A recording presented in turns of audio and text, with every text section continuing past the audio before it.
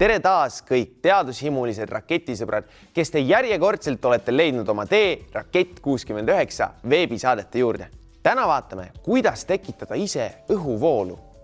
Võistlejate ülesandeks on torust kätte saada sulg. Paneme selle sule nüüd torusse.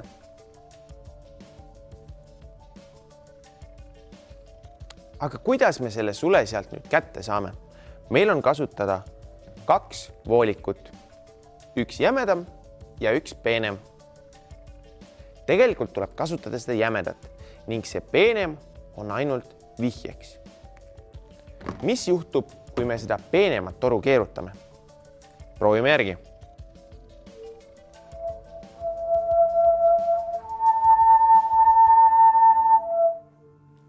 Toru keerutades tekib heli. Kust see heli tuleb? See heli tuleb õhu liikumisest. Täpselt nii, nagu pudelisse puhudes tekib heli. Puhume õhu pudelisse ning kuulame.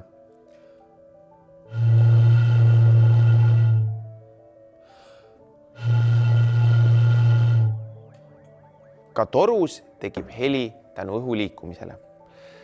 Kust suunast kuhu see õhk liigub?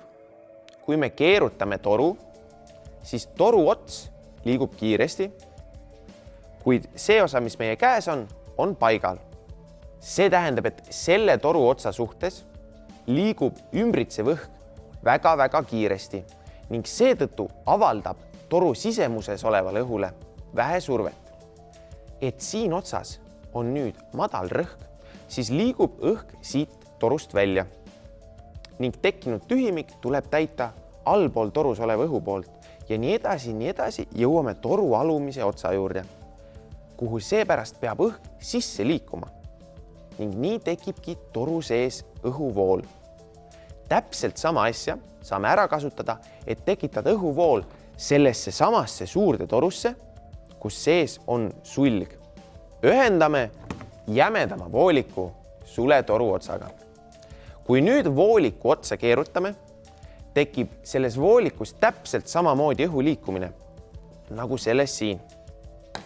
Proovime järgi. Näeme, et sulg hakkas liikuma ning kui natukene kiiremini keerutada, siis tuleb sulg ka selle läbipaistva toru osasse.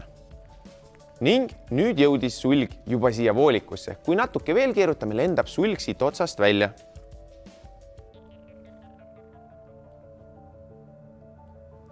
Ning sulg ongi käes. See ülesanne on väga hea näide sellest, kus võtame mõne juba teada tuntud füüsikalise nähtuse ning rakendame seda uue ülesande lahendamiseks. Proovi ka sina kodus leida mõni selline nähtus ning mõni uus ülesanne, mida saab sellega lahendada.